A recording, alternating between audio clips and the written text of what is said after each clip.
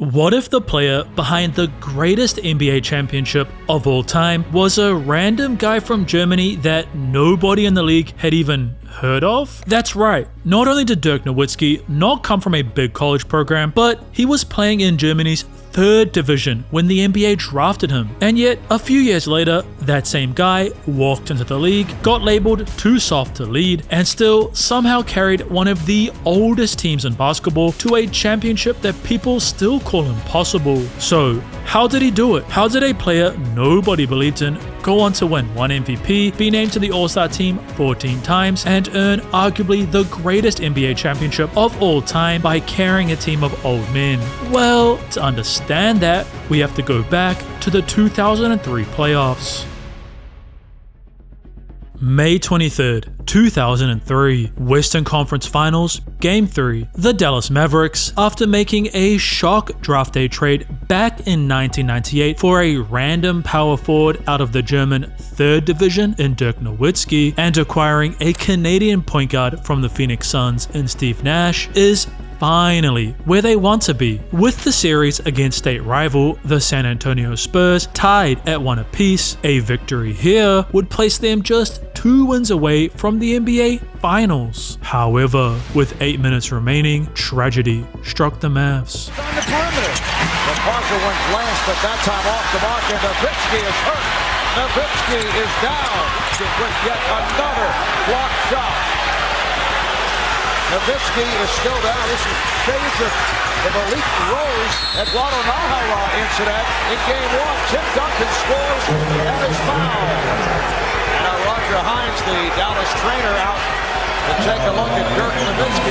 7:45 remaining in the fourth quarter, and Dallas has just lost its best player, Dirk Nowitzki. While the injury initially looked potentially season-ending for their 2-time All-Star, thankfully for Dallas, Dirk had just suffered a sprained knee, and with the Mavs crucially winning Game 5 without their power forward, an opportunity for Nowitzki to return to help push his squad into the finals in both Game 6 and 7 became available. But the team's owner, Mark Cuban, and their head coach, Don Nelson, failed to see eye to eye. That's where actually Nelly and Cuban went in there, got in a little bit, and they were never on the same page again. I think Cubes wanted me to play the way I worked out pregame, and Nelly was like, listen, he's 23. Long career ahead of him. Long career ahead of him. I'm not going to play him. That's what Cube said. And so they didn't see eye to eye actually ever since after that. So. And Dallas was ultimately eliminated by the eventual 2003 NBA champion Spurs. However, while the loss stung, the Mavericks, after their shock draft day trade for Dirk in 1998 and Mark Cuban, a young tech billionaire, acquired the team in 2000, the Mavericks were now clearly heading in the right direction. Plus, the fact that Dallas had managed to even get into the Western Conference Finals had proved how close they really were. So, Nowitzki headed back home to Germany to prepare for the next season with his lifelong coach, Holger Gerschwinder. Also, sorry to any Germans out there if I completely stuffed up their pronunciation, or I'm saying Dirk wrong or Nowitzki wrong. I am trying my best, as always, but I am not German. Holger, who had been introduced to the game by an American who was stationed in Germany after World War II, had a unique view of the sport. Jazz started in New Orleans area and things like this. So what I like about the comparison is simply, you have 5 top guys. Everybody is king on his instrument, but at least they have to play one piece together. They have to listen to each other. One guy has a key role, then they switch and change, and that is pretty much comparable, I believe, to basketball. An outlook which saw his players never become pigeonholed into a specific role, which is why, despite standing at 7 foot tall, that Dirk was so gifted at anything and everything on the court, and why he was so well-rounded athletically. We did fencing one time to kind of see the footwork of those guys, and we tried all sorts of other sports to stay fit in the summer and improve, and just instead of just pounding irons in the weight room, that was never his philosophy. Training that saw Dirk, who many in the NBA regarded as a soft player. Every time I was guarding somebody in front of the opposing bench, they were Go at him, he's soft. Go out and average 21.8 points, 8.7 rebounds, be named to his third All-Star team, and preparing to face off against the same team he had eliminated in last year's second round, the Sacramento Kings. Dallas comes in very confident. They won 8 of their last 10. They've had a lot of success over the last 4 years. Will this be the year they can take it all the way? Well, I know they hope so. You know, you look at both these teams, and they've done a lot of winning, but neither team has been the winner. And this is what this series starts. You have two teams who have been there but haven't won it.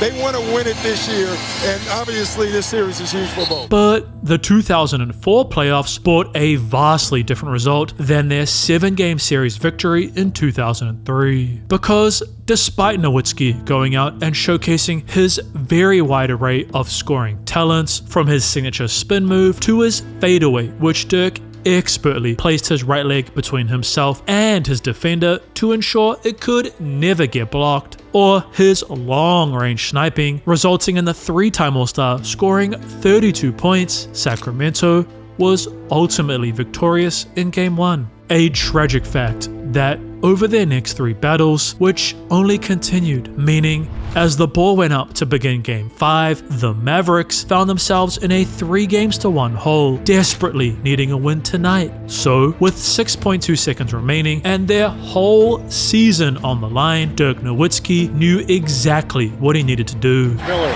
Christie, and Gibby out there. Nowitzki knocked away by Stojakovic into it. Extend the series. Sacramento wins it. The German native was devastated. To make matters worse, with the departure of his point guard and close friend Steve Nash back to the Phoenix Suns over the offseason, Dirk was faced with yet another problem. You know, Steve left for Phoenix.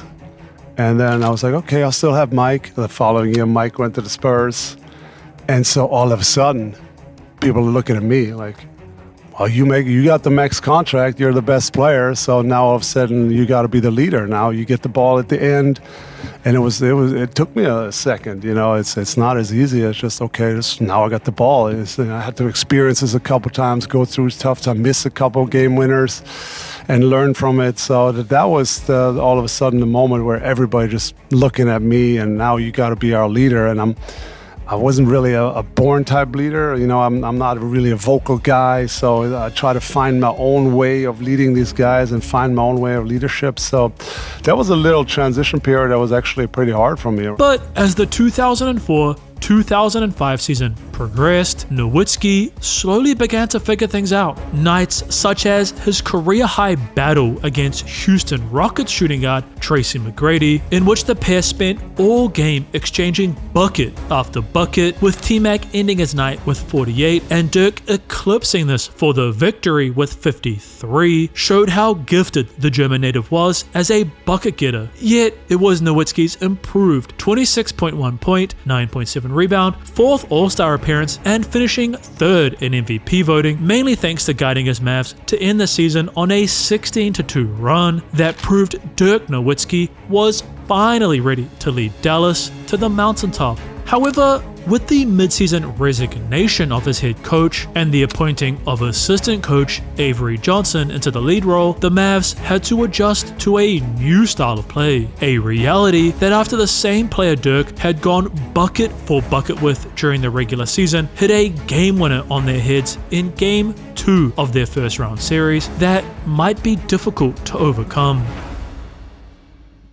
Yet Nowitzki was never going to let his franchise down. 28 points in Game 3, plus a 20.5 point average over their 4th and 5th battles, incredibly saw the Mavericks be just a single victory away from the next round. But with Houston holding on for dear life during Game 6, it all came down to this. Game 7, win or go home.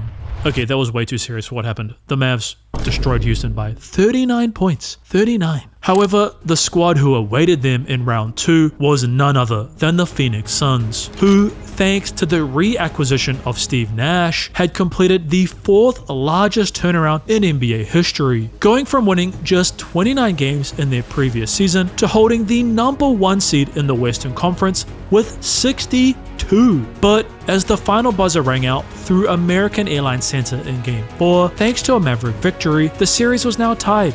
Dallas was just 2 wins away from another Western Conference Finals. Yet, could they really get there?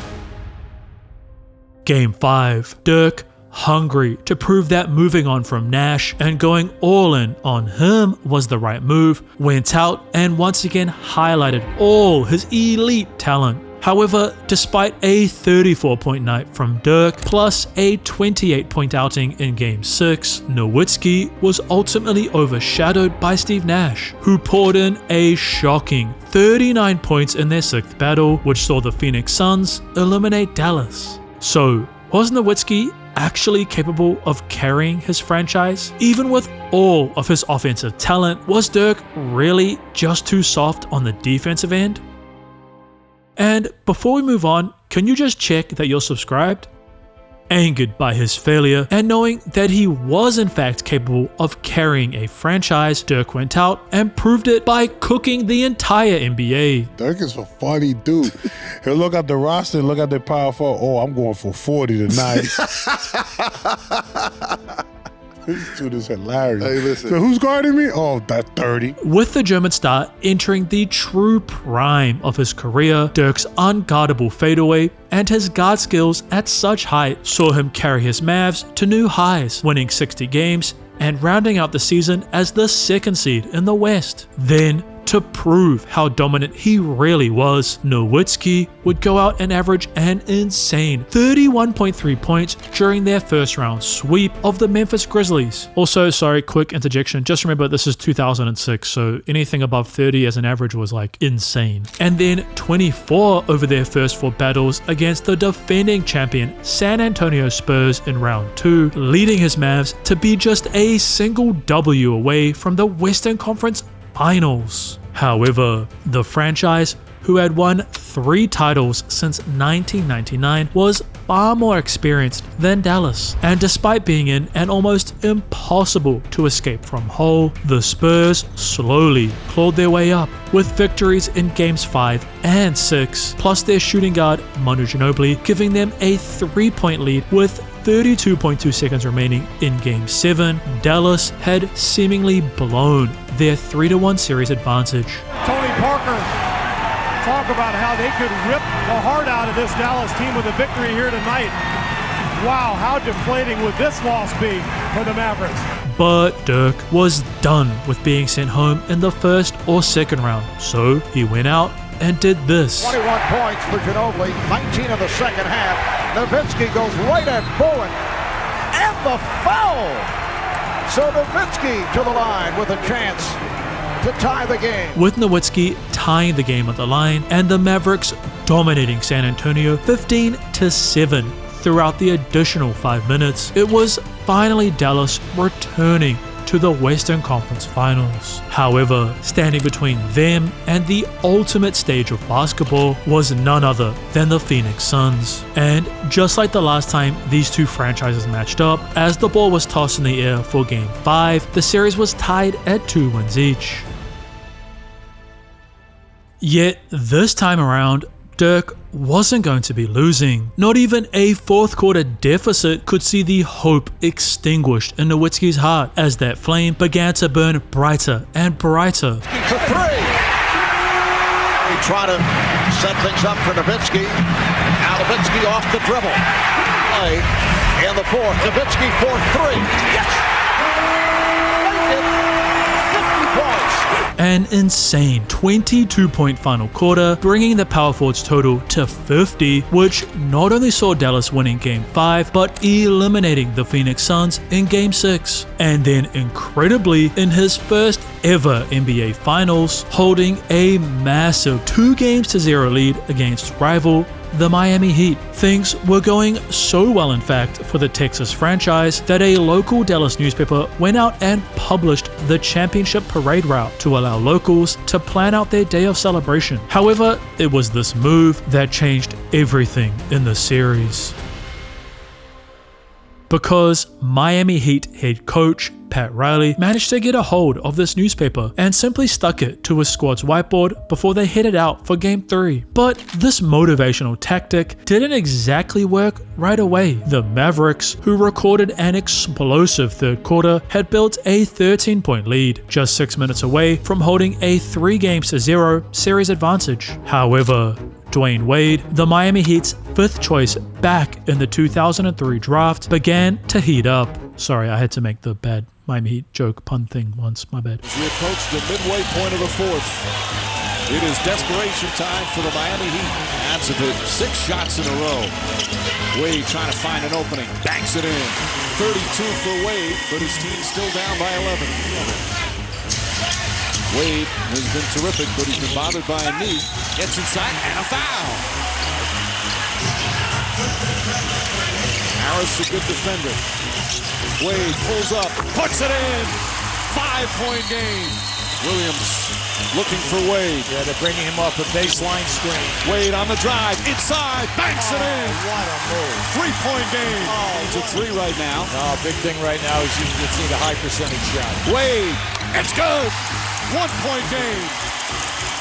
With Nowitzki missing his final free throw and Wade securing the game's most crucial rebound, Dwyane's shocking 42-point night had saved Miami. To make matters worse for the Mavericks, with their superstar shooting just 2 from 14 from the field and totaling a measly 16 points during Game 4, the finals was now tied and the momentum was firmly in the hands of the Miami Heat, because over Games 5 and 6, even with an improved 24.5 point average from Dirk, it was unfortunately the Heat hoisting their franchise's first Larry O'Brien trophy. However, despite the failure, Nowitzki remained level-headed, focused on his team's bright future rather than their loss. You know, I was really frustrated, disappointed, but honestly, I was thinking, okay, I'm in my prime. I'm ready for this. We're going to be back. We have a good team. We're bringing the same team back again next year. But what would happen in the 2006-2007 season will likely never happen again in the future of the NBA. Or maybe it will. Who knows? I'm not a psychic. Because not only would Dirk tear up the NBA, becoming one of only 12 players in the history of the league to average 50% from the field, 40% from 3, and 90% from the free throw line, but his Mavericks would go out and be tied 5th for the most single regular season wins at 67 to round out their 2006-07 campaign as the #1 seed. However, the first rung of their ladder back to the finals was a very interesting one. You see, the Golden State Warriors, a franchise in disarray since the mid-90s, had just hired Dirk's old head coach, Don Nelson, and made a season-saving trade to acquire 2-time NBA champion Steven Jackson, and had just barely scraped their way into the playoffs. But here's the thing. 3 of the Mavericks' 15 losses that season came at the hands of the Warriors. Not once did Dallas defeat Golden State during the regular season. Yet, since the NBA shifted from a 5-game first-round series to a 7-game one, no 8 seed had ever managed to take down a #1 seed. And Dallas's poor record was in the regular season, so who cares, right? Well, the Warriors had a trick up their sleeves. For Nelly to realize that we can affect Dirk by putting smaller players on him, I think was the key to the series. You guys had a small team that always gave me problems and other problems. You guys were fronting in the post. Usually I can catch on anybody. We had a tough time getting the ball to me, pass it first of all. Then every time I drove one way and I spun back, there came the trap. He's gonna spin. He's gonna spin. I like shooting out of my spin. Yeah. So then when we didn't have a great shooting team, or we didn't have a great passing team. So both of these things, you guys just took advantage of. It was tough. As not only did Don know everything about his former star, he was also desperate to get revenge against the franchise who had essentially thrown him to the curb all those seasons ago. A devastating mix for Nowitzki, who struggled all throughout Game 1, shooting just 4 from 16 and handing victory over to his rival. But this was just a single game at the end of the day. Dallas was the #1 seed, and their head coach, Avery Johnson, plus their power forward, would adjust, because during Game 2, instead of playing at their normally slow and methodical pace, the Mavericks sped things up. Dirk was now just catching and shooting, or using his fadeaway to find space, and his improved 23-point night had tied the series. However, the Mavericks were yet to face the trick Golden State had been hiding all along: Oracle Arena. Golden State fans, despite their team being horrible since the mid-90s, were loyal and extremely loud. Combine this with the We Believe branding and t-shirts handed out at home games, Oracle Arena, as it was nicknamed, was truly the Warriors' sixth man, with Dirk failing to adjust in Game 3 to the screaming fans who fueled Golden State with passion, and Warriors guard Baron Davis dropping 33 points in Game 4. It was ultimately the lowly 8th seed who was just one game away from moving on. We hate losing. We're all competitors. It's for sure not the position we wanted to be in, but the series is over when the first team gets the 4 win. So was this the end for the Mavericks, or would they adjust and somehow manage to win the next 3 games?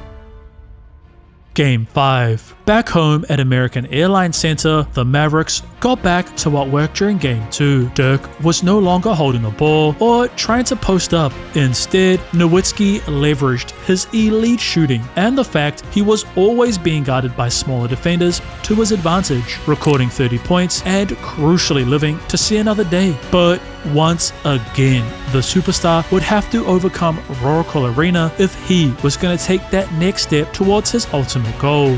However, as the ball was tipped for the two franchises' 6th battle, everything began to go downhill. No matter what Nowitzki did, even though he was a 50-40-90 shooter for 82 straight games, Dirk failed to find the bottom of the net. The 1998 draft choice shot just 2 from 13 from the field as the 8th seeded Warriors handed Dallas a 25-point loss. I think it was the most disappointing loss of my career, of my life. That was tough, and then I took 07 almost harder than 06 because maybe I had such high expectations. We beat the Spurs like 3 out of 4 that year. Yeah. In my mind, I'm saying we're winning the championship that year.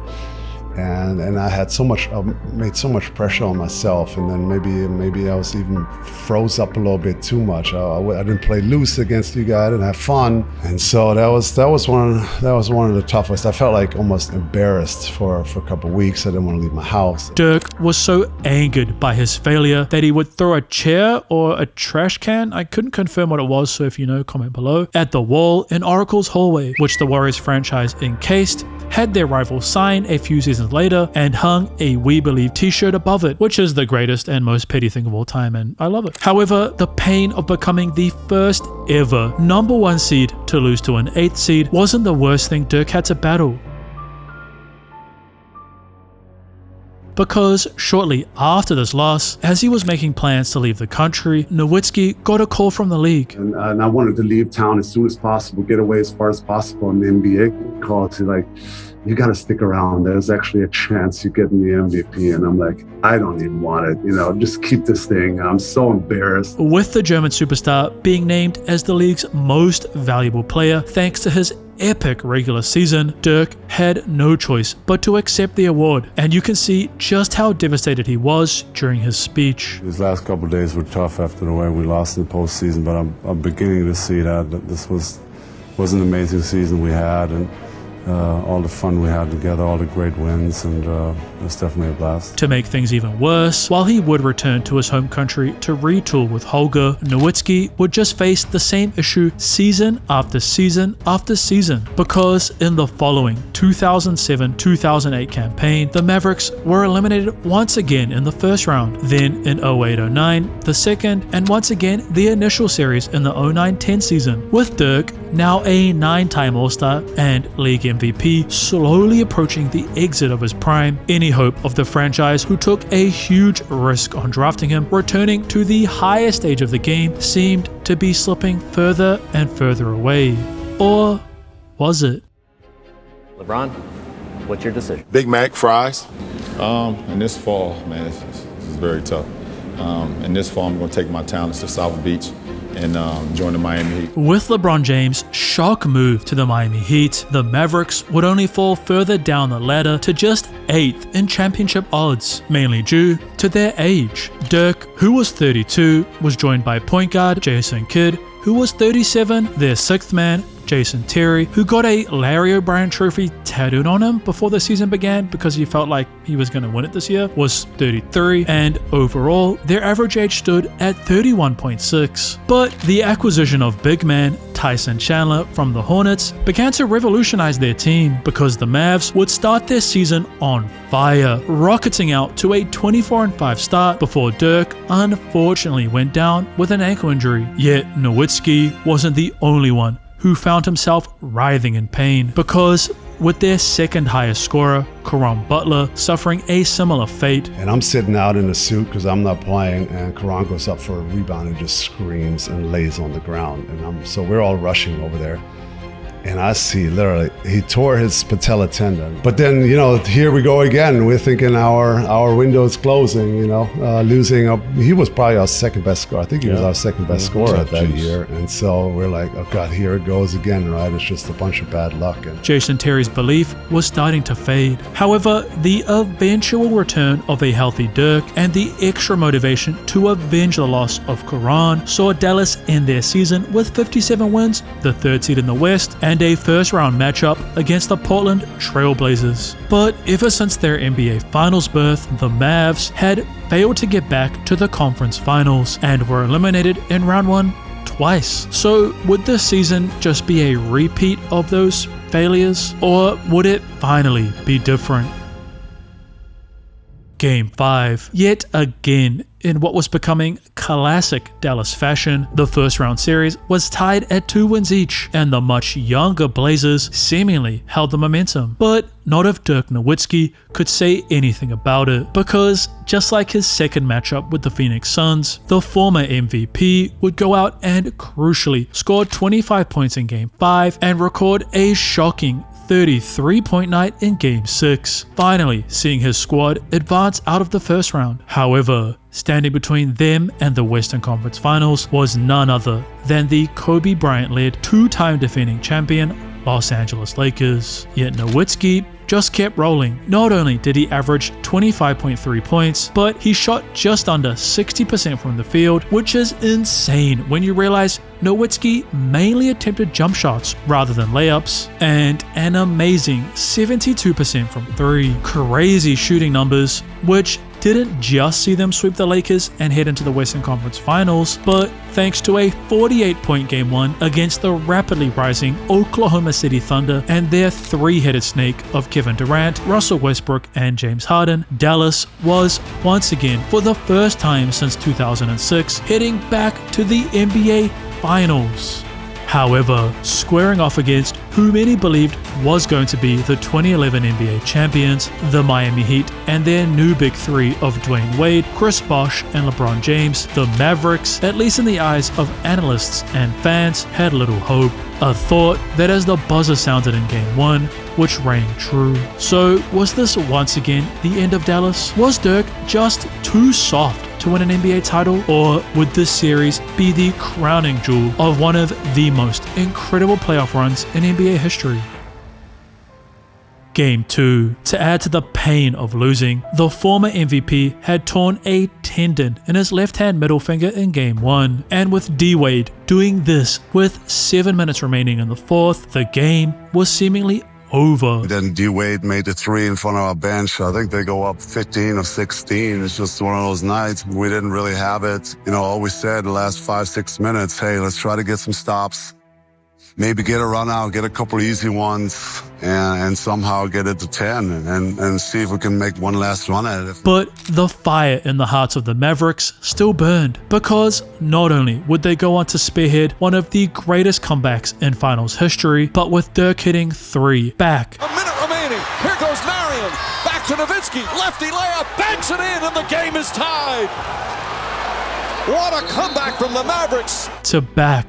Terry to Nowitzki. Puts up the 3. Puts it in. Dallas goes up by 3 with 26.7 remaining. to back clutch buckets. They put Bosh on Nowitzki on this possession. 7 to shoot. Nowitzki drives underneath lefty layup, banks it in with 3.6 remaining. Miami out of timeouts, trailing by 2. James back to Wade. Wade puts it up for the win. Off the mark, and Dallas has tied the finals. The Mavericks were now firmly back in championship contention. Yet, with Chris Bosh returning the favor in Game 3 and Dirk Nowitzki waking up on the morning of Game 4 with an intense flu, which LeBron James and Dwyane Wade would mark on their way into the fourth battle, a Miami Heat 3-1 lead seemed guaranteed. Think of the video of Wade and LeBron coughing. Dwyane said that that was a real cough, by the way. Well, I just thought it was a little childish, a little ignorant. I've been in this league for 13 years. I never faked an injury or an illness before. But that's just, it happened. It's over to me. It's not going to add anything extra to me. This is the NBA Finals. If you need an extra motivation, you have a problem. Or was it?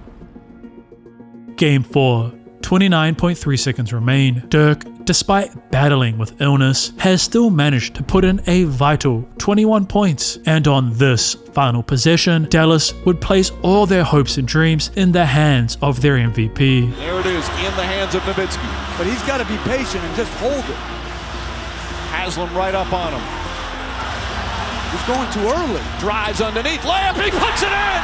Nowitzki makes it a 3-point game. Timeout, Miami.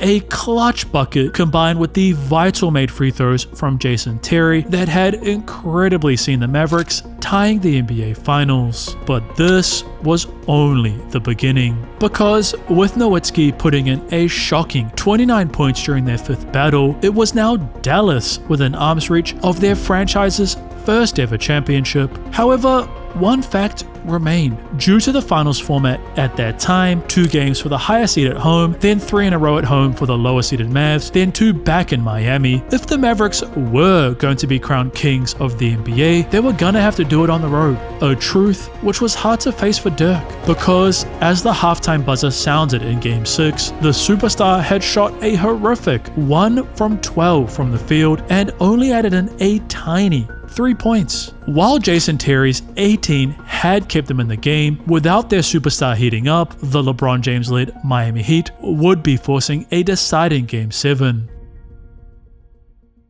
But Dirk, who had faced season after season after season of failures, from tragic first-round exits, letting NBA Finals slip away, and embarrassing acceptance speeches, had learnt from every single one of them. A poor shooting first half was never going to hold him back, because exiting the away locker room at American Airlines Arena in Miami, Nowitzki came out on fire. Bucket after bucket after bucket, adding in 18 points in just 24 minutes, meant Dallas had achieved the impossible. And a celebration will begin.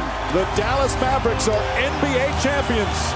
The first title in franchise history. Dirk Nowitzki was so emotional at finally achieving his dream that he literally left the court to have a moment by himself, almost emotionally unable to leave in order to go and accept his Finals MVP award for leading the second oldest team, second only to the '98 Chicago Bulls, to Dallas's and Dirk's first ever NBA championship.